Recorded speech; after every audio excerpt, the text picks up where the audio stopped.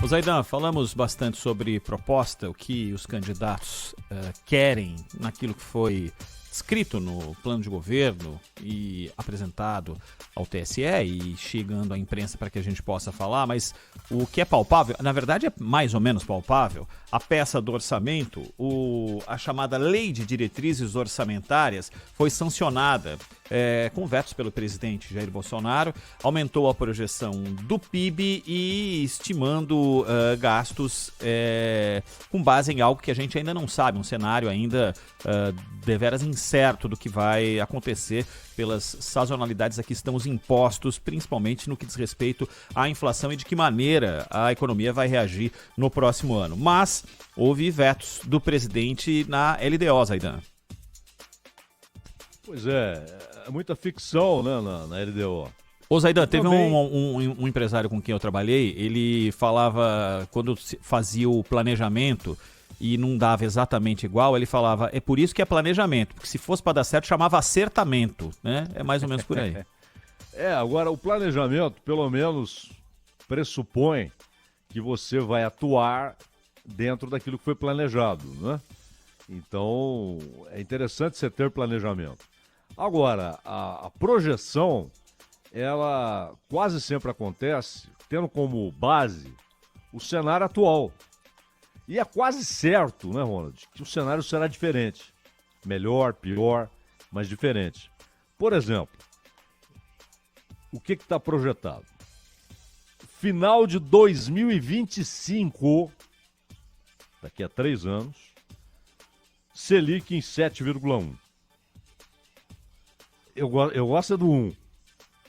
7,1, final de 2025. Né? O Delfim Neto, que lidou com esse troço a vida inteira, ele até brinca, né? Ele fala, ó, depois da vírgula, inevitavelmente é chute.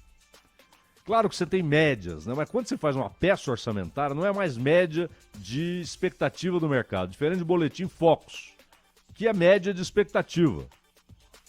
Não é verdade? Então, os diretores de investidoras, de bancos, de financeiras, da indústria, o pessoal da área econômica da Confederação Nacional da Indústria, da Agricultura, você tem uma média ali do que eles esperam. Peça orçamentária não cabe esse tipo de coisa. Você tem de ter algo mais realista e palpável. Mas o que é real e palpável hoje? É o hoje. Então dizer, olha, Selic deverá fechar 2023 em 10%, 2024 em 7,7% e 2025 em 7,1%. Hoje está em 13,75%. Ninguém, há um ano, poderia dizer que estaríamos em 13,75%. A projeção era menor. A ideia era permanecer em um dígito, a taxa básica de juros. Por quê? Depende do quê? A Selic. E a Selic, ela vai controlar uma série de investimentos. Ela vai fazer gente ganhar ou perder dinheiro. Então tem muita aposta. Muita aposta. E depende do quê? De inflação. Como será a inflação? Isso, não vou nem falar em 2025, por óbvio, mas 2023. Como será a inflação? Bom, aí vai depender do quê? Vai depender do preço do petróleo. O preço do petróleo vai depender da demanda internacional. A inflação nos Estados Unidos vai determinar a política de juros lá, que terá influência, óbvio, no valor do dólar em relação às outras moedas. Dólar mais caro será pressão inflacionária maior. Dólar mais barato, pressão inflacionária menor. Embora o dólar mais barato seja um problema para o setor exportador, né? Se você tem uma valorização da moeda local, sua mercadoria fica mais cara lá fora. E mais, o comportamento das contas públicas. É verdade, Ronald, que pela primeira vez em muito tempo nós temos um final de mandato com uma relação dívida-PIB menor do que do início do mandato. Isso é muito importante. Isso é muito importante para você considerar que haverá mais espaço. Em compensação, como estará a conta da Previdência?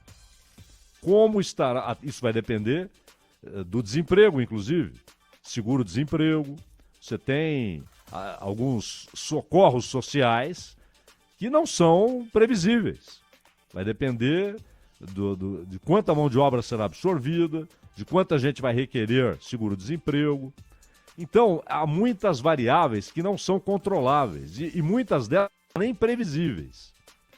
Agora, o que a gente sabe é que o país deverá, em 2023, ter problemas maiores nas contas públicas do que este ano. Até porque houve antecipação de receita e muita receita datada, que é de 2022 e que não se repetirá no ano que vem. Porém, a gente falava há pouco dos R$600. Porém, despesas contratadas já estão ali, garantidas. Elas vão ocorrer, sem que se saiba qual a fonte de receita líquida e certa para bancar aquela despesa. Então, infelizmente, é uma peça de ficção. O que nós temos... E outra coisa, né? Você tem hoje um problema novo e que tem um impacto grande. O impacto este ano está na casa de 16 bilhões de reais, que é a emenda de relator. Qual vai ser o preço da emenda de relator no ano que vem? E mais, eles vão conseguir torná-la impositiva? Se ela virar impositiva, como a emenda individual, a emenda de bancada e a emenda de comissão, pelo amor de Deus. Porque todo mundo vai querer esse mecanismo, que é quase secreto. Muita gente não gosta. Não, quando já se viu, não é secreto. Sinto muito. Por isso que foi parar no Supremo. Porque é cercado de mistérios. Nós vimos aqui outro dia, Ronald, você trouxe a notícia de uma emenda que é acreditada a um parlamentar. E qual é o nome do parlamentar? Lá está escrito assinante. A gente não sabe nem se é o assinante, a assinante, de onde é. Tá lá, isso não é secreto? Não é um mistério? E qual vai ser o tamanho disso? Porque esse virou o mensalão oficializado, né? Então, infelizmente é uma peça de ficção, né? Agora, as despesas obrigatórias, eu falei em Previdência, por exemplo, é despesa obrigatória. Salário do servidor, despesa obrigatória. Outra coisa, haverá reforma tributária com algum impacto em 2024? 2023 acho difícil. 2024, em termos de receita, o governo vai arrecadar mais?